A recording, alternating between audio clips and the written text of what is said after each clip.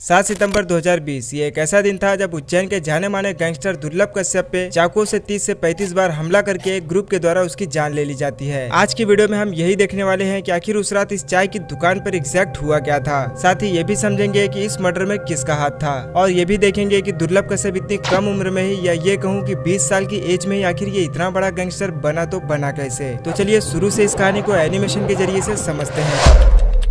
8 नवंबर 2000 वो दिन था जब मध्य प्रदेश के उज्जैन के एक शहर अब्दालपुर में दुर्लभ कश्यप का जन्म होता है, जहां मां का नाम पद्मा था जो उज्जैन में एक स्कूल में टीचर थी और पिता का नाम था मनोज कश्यप जो अपना खुद का ही बिजनेस चलाते थे। बच्चे का नाम दुर्लभ इसके माता पिता ने इसलिए रखा था क्योंकि कई मिन्नतों के बाद उन्हें एक संतान हुई थी और माँ को पूरा भरोसा था कि हमारा बेटा बड़ा होकर बड़ा काम जरूर करेगा। लेकिन किसे पता था कि ये बड़ा काम क्राइम की दुनिया की तरफ होगा। खैर क्लास 8 और 9th में ही दुर्लभ अपने स्कूल में पढ़ने वाले बच्चों के बीच होने वाले झगड़ों को सॉल्व करने के लिए बीच में जाया करता था और लकीली उन्हें सॉल्व भी कर देता था। देखते ही देखते स्कूल के सारे बच्चों के बीच में कश्यप का दबदबा बढ़ने लग गया था और महज 16 साल की उम्र में ही अपने स्कूल के साथ कश्यप आसपास के इलाकों में भी काफी ज्यादा फेमस हो गया था। जहाँ छोटी मोटी लड़ाइयाँ हो या कोई और काम हो, लोग दुर्लभ के ही पास आने लगे थे। लोग उसे प्यार से कोहिनूर बुलाने लगे और इसी सब के चलते दुर्लभ का पढ़ाई में मन ही नहीं लगता था और क्लास 10 तक आते आते दुर्लभ की पढ़ाई पूरी तरीके से छूट जाती है। अब इस समय तक दुर्लभ को यह बात समझ आ गया था कि उसे किस काम को करने में ज्यादा खुशी मिलती है और अब दुर्लभ की सोच ये बन गई थी कि उसे उज्जैन का या ये कहूँ कि गैंगस्टर की दुनिया का सबसे बड़ा डॉन बनने की इच्छा उसके दिल में आ गई थी। खैर ये वो समय था जब एक रैली के दौरान दुर्लभ की मुलाकात ऐसे ही क्राइम करने वाले लोगों से होने लगी, जिसमें सबसे खतरनाक था ये हेमंत वाड़िया उर्फ बौखला।